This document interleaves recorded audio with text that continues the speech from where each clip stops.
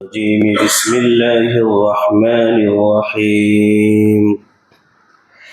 يستفتونك قل الله يفتيكم في الكلالة إن امرؤ هلك ليس له ولد وله أخت فلها نصف ما ترك. یہ سورہ نساء کی آیت نمبر 176 ہے۔ اس آیت میں اللہ تبارک و تعالی نے کلالہ کا مسئلہ بیان فرمایا ہے۔ صحابہ کرام رضوان اللہ علیہم اجمعین نے نبی پاک صلی اللہ علیہ وسلم سے معلوم کیا کہ اگر کوئی شخص ایسا ہو کہ اس کا انتقال ہو جائے اور اس کے ورثہ میں نہ اس کے والد ہوں، نہ دادا ہوں، نہ کوئی بیٹا ہو اور نہ کوئی پوتا ہو، ایسے ہی شخص کو عربی میں اور میراث کی اصطلاح میں کلالہ کہتے ہیں، کہ جس کے نہ والد ہوں، نہ دادا ہوں اور نہ ہی کوئی بیٹا اور پوتا ہو، ایسے شخص کا انتقال ہو جائے تو اب اس کے مال کا وارث کون بنے گا؟ تو یہاں اللہ تبارک و تعالی نے اس کی 2-3 صورتیں بیان فرمائی ہیں کہ اگر کوئی ایسا شخص ہے اور اس کا انتقال ہو جائے کہ اس کے ورثہ میں والد اور دادا، بیٹا یا پوتا کوئی نہ ہو، لیکن اس کی صرف ایک بہن ہو، حقیقی بہن یا باپ شریک بہن جسے اللاتی بہن کہتے ہیں، تو وہ جو ایک بہن ہے وہ اس کے آدھے مال کی وارثہ بنے گی، اور باقی آدھا مال لینے کے لیے اگر کوئی اور وارث ہے عصبہ میں سے تو وہ اسے ملے گا، اور اگر وہ نہیں ہے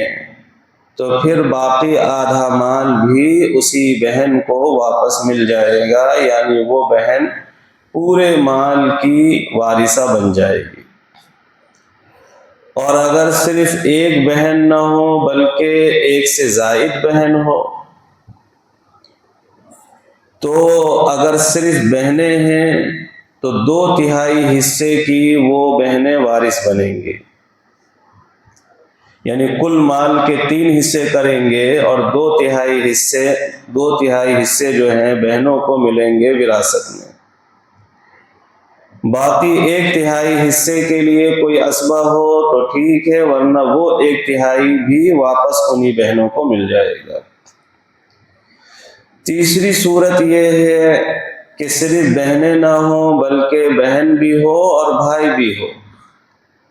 تو اب فَلِلذَّكَرِ مِثْلُ حَظِّ الْأُنثَيَيْنِ کا قاعدہ جاری ہوگا، یعنی بھائیوں کو ڈبل حصہ ملے گا اور بہنوں کو ایک حصہ ملے گا۔ اسی طرح سے اللہ تبارک و تعالی نے یہ مسئلہ بھی یہاں بیان فرمایا ہے کہ یہ جو کلالہ شخص ہے جس کے والد، دادا، بیٹا، پوتا کوئی نہیں ہے، اگر یہ زندہ ہو اور اس کی بہن کا انتقال ہو جائے یا بھائی کا انتقال ہو جائے تو اب یہ شخص بھی اپنی بہن کا وارث بنے گا اور اپنے بھائی کا وارث بنے گا۔ یہ سورہ نساء کی سب سے آخری آیت ہے۔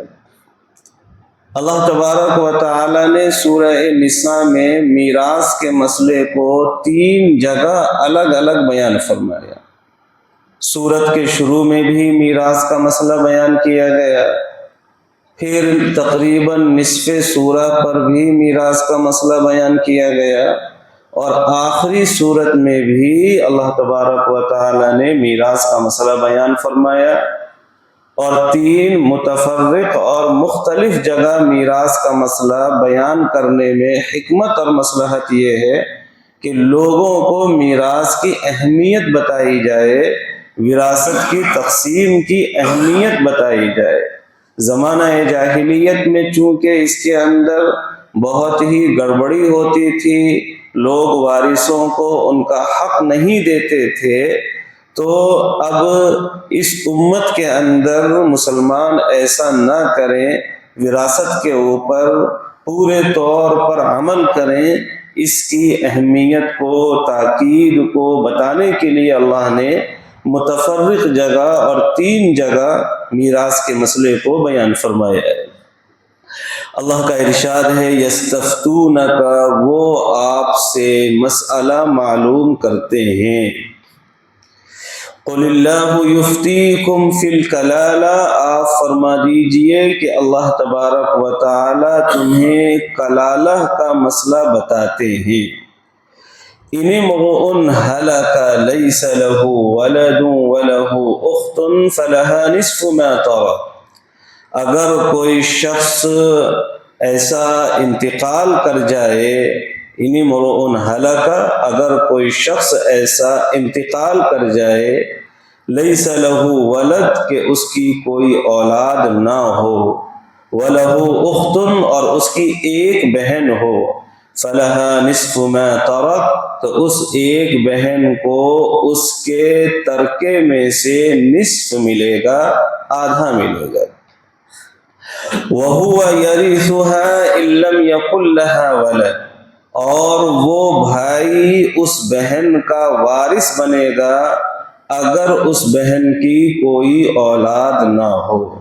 فَإِن كَانَتَا اثْنَتَيْنِ فَلَهُمَا الثُّلُثَانِ مِمَّا تَرَكَ، پس اگر بہنیں 2 ہوں تو ان دونوں کے لیے 2 ثلث ہیں اس مال میں سے جو ان کے بھائی نے چھوڑا ہے۔ وَإِن كَانُوا إِخْوَةً رِجَالًا وَنِسَاءً فَلِلذَّكَرِ مِثْلُ حَظِّ الْأُنثَيَيْنِ، اور اگر وہ چند بھائی اور بہنیں ہوں،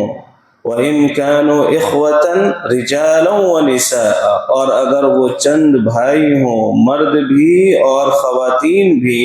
یعنی بھائی اور بہنیں ہوں، تو مذکر کے لیے یعنی بھائیوں کے لیے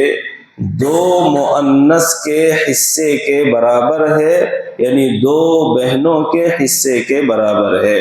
یعنی بھائیوں کو ڈبل ملے گا اور بہنوں کو ایک ایک حصہ ملے گا۔ یبین اللہ لکم ان تضلوا، اللہ تبارک و تعالی تمہارے سامنے میراث کے مسئلے کو واضح فرماتے ہیں تاکہ تم گمراہ نہ ہو جاؤ۔ واللہ بکل شیء علیم، اور اللہ تبارک و تعالی کو ہر چیز کی پوری خبر ہے۔